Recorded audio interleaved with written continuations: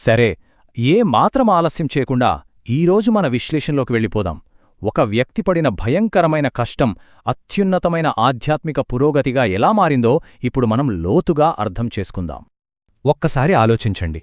ఆకలితో దాదాపు చావు అంచుల దాకా వెళ్లిన ఒకే ఒక్క వ్యక్తి గత 2,500 సంవత్సరాలుగా మానవ చరిత్ర గమనాన్నే ఎలా మార్చగలిగారు?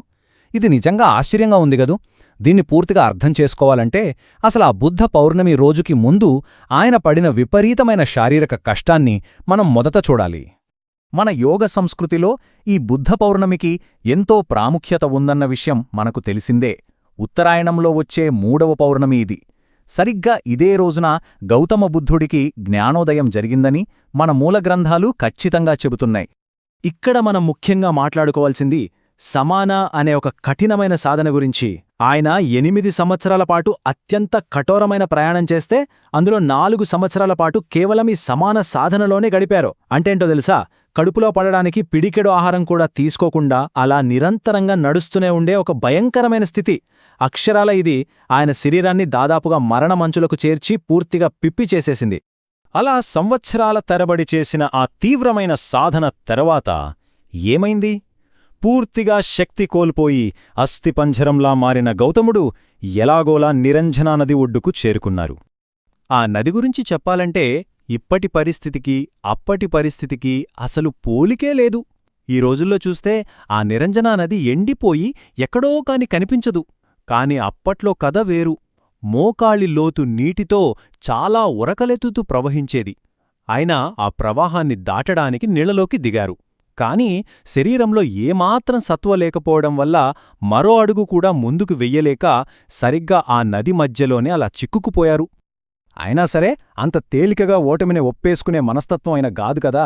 అందుకే అక్కడే ఉన్న ఒక పెద్ద ఎండుకొమ్మను గట్టిగా పట్టుకుని ప్రాణాలు అరచేతిలో పెట్టుకుని అలా నిలబడిపోయారు. ఆ పోరాటం కొన్ని నిమిషాలు కాదు, ఏకంగా గంటల తరబడి సాగి ఉండవచ్చని చెప్తుంటారు. సరిగ్గా ఇక్కడే అసలు అద్భుతం జరిగింది. ఆ గడ్డకట్టే చల్లటి నీటిలో ఉన్నప్పుడు ఆయన ఆలోచనల్లో ఒక విపరీతమైన మలుపు తిరిగింది. అసలీ శ్రమంతా ఎందుకు? నేను దేనికోసమైతే ప్రాణాలొదిలేలా పరితపిస్తున్నానో అది నాలోనే ఉంది కదా. ఇప్పుడు నాకు కావాల్సింది సంపూర్ణమైన అంగీకారం, అంతే అని ఆయనకు అకస్మాత్తుగా జ్ఞానోదయమైంది. బాహ్యంగా తాను చేస్తున్న ఈ పోరాటమంతా పూర్తిగా వృధా అని ఆ ఒక్క క్షణంలో ఆయనకు అర్థమైపోయింది. ఆ ఒక్క క్షణమే ఆయనలో ఎంతో గొప్ప అంతర్గత మార్పును తీసుకొచ్చింది. బయట ప్రపంచంలో తన శరీరాన్ని కష్టపడుతూ చేసే శోధన నుండి తనలోనే గమ్యాన్ని వెతుక్కునే ఒక సంపూర్ణ అంగీకారం వైపు ఆయన పయనించారు. ఇలా ఆయన ఆలోచనా విధానంలో వచ్చిన ఈ మార్పే ఆ నదిని దాటి వెళ్లి బోధివృక్షం కింద కూర్చోడానికి అవసరమైన కొద్దిపాటి శక్తిని ఆయనకు అద్భుతంగా అందించింది. ఆ చెట్టు కింద కూర్చున్న తర్వాత ఆయన తనకు తానుగా ఒక అత్యంత దృఢమైన తీర్మానం చేసుకున్నారు. నాకు ఆ పరమోన్నత స్థితి ప్రాప్తమయ్యే వరకు నేను ఇక్కడ నుండి కదలనే కదలను. నేను ఆత్మసాక్షాత్కారం పొందిన జ్ఞానిగా అయినా లేచి నిలబడాలి, లేదా ఇక్కడే ఇలాగే చనిపోవాలి అని గట్టిగా అనుకున్నారు. ఆ ఏకాగ్రతతో కూర్చున్న ఆయనకు ఆ పౌర్ణమిచంద్రుడు నిండుగా ఉదయిస్తున్న సమయంలో సంపూర్ణ జ్ఞానోదయం జరిగింది. అయితే అసలిది ఎలా జరిగింది? కేవలం కూర్చుంటేనే జరిగిపోయిందా? మూల గ్రంథాల్లో వివరించిన దాని ప్రకారం అసలీ జ్ఞానోదయానికి సంబంధించిన ఆ ఆంతరంగిక మెకానిజం ఎలా పనిచేస్తుందో ఇప్పుడు మనం చూద్దాం. ఇది ప్రధానంగా 3 దశల్లో జరుగుతుంది. సాధారణంగా మన మనుషుల మనసు, భావోద్వేగాలు ఎన్నో రకాల ప్రాధాన్యతలతో చెల్లాచెదురుగా ఉంటాయి కదా. వాటన్నిటినీ ఒకచోటికి చేర్చి తమ శక్తినంతా ఒకే ఏకాగ్రతతో ఒకే దిశవైపు మళ్లించినప్పుడు ఆ క్షణంలోనే ఊహించని సంపూర్ణ పరివర్తన జరుగుతుంది. ఆయనకు జరిగింది కూడా అక్షరాల అదే. అలా గంటల తరబడి కదలకుండా కూర్చున్న తర్వాత జ్ఞానోదయం పొందిన బుద్ధుడు మెల్లగా పైకి లేచారు. అప్పుడు ఆయనతో పాటు ఉన్న 5 తోటి సాధకులను ఆయన ఏమడిగారో తెలుసా? ఏ వేదాంతమో మాట్లాడలేదు. మనందరం కలిసి భోజనం చేద్దాం రండి అని చాలా సింపుల్గా అడిగారు. అది విన్న ఆ శిష్యులు నిజంగా షాకయ్యారు. ఎందుకంటే వాళ్ల ఆలోచనలకు బుద్ధుడి వాస్తవ స్థితికి అసలు పొంతనేలేదు. శిష్యులేమో ఆయన తన కఠినమైన ఉపవాసాన్ని వదిలేశారని, సాధనలో పూర్తిగా విఫలమయ్యారని అపార్థం చేసుకున్నారు.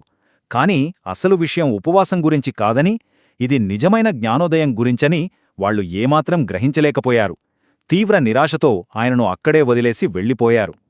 ఆయన ప్రయాణాన్ని మనం ఒక్కసారి వెనక్కి తిరిగి చూసుకుంటే 8 సంవత్సరాల కఠిన సాధన, అందులో 4 సంవత్సరాల పాటు ఆ భయంకరమైన సమానోపవాసం, ఆ నదిలో జరిగిన సంఘటన, ఆపై బోధివృక్షం కింద జ్ఞానోదయం. అయితే ఇక్కడ మనం మెచ్చుకోవాల్సిన విషయం ఒకటుంది. తనను అపార్థం చేసుకుని వదిలివెళ్లిన ఆ శిష్యుల పట్ల బుద్ధుడికున్న అపారమైన కారుణ్యం. అవును, అందుకే కొన్ని సంవత్సరాల తర్వాత ఆయనే స్వయంగా వారిని వెతుక్కుంటూ వెళ్లి వాళ్లను సత్యం వైపు నడిపించారు. ఇది నిజంగా ఒక అద్భుతమైన చారిత్రక ఘట్టం కదూ! ఈ ఒక్క సంఘటన తర్వాత జరిగిన పరిణామాలు, అది ప్రపంచానికి అందించిన శాశ్వతమైన వారసత్వం గురించి మనం ఖచ్చితంగా మాట్లాడుకోవాలి. ఇక్కడ మనం అర్థం చేసుకోవాల్సిన అసలు మర్మం అంతా ఈ సంఖ్యలోనే దాగి ఉంది. అదే 2500 సంవత్సరాలు. విపరీతమైన శారీరక కష్టం నుండి స్వచ్ఛమైన మానసిక ఏకాగ్రత వైపు ఆ అద్భుతమైన వ్యక్తి చేసిన ఆ ఒక్క మార్పు గత 2.5 సహస్రాబ్దాలుగా ప్రపంచ గమనాన్నే ప్రాథమికంగా మార్చివేసింది. ఇక ఈ విశ్లేషణను ముగించే ముందు మనందర్నీ ఆలోచింపజేసే ఒక ముఖ్యమైన ప్రశ్నను మీ ముందు ఉంచుతున్నాను. మనలోని చెల్లాచెదురైన శక్తులను ఒకే లక్ష్యం వైపు కేంద్రీకరించడం మానవ చరిత్రనే మార్చగలిగితే, మరి నేటి ఆధునిక కాలంలో పూర్తిగా ఏకాగ్రత సాధించిన ఒక మనస్సుకు ఎలాంటి అద్భుతమైన పరివర్తన ఎదురుచూస్తూ ఉంటుంది? ఒకసారి నిజమైన అంతర్గత అంగీకారానికి ఉన్న ఆ అపారమైన శక్తి గురించి ఆలోచించండి. ఇలాంటి మరిన్ని వీడియోస్ కోసం మా ఛానల్ని సబ్స్క్రైబ్ చేసి, లైక్ చేయండి, షేర్ చేయండి.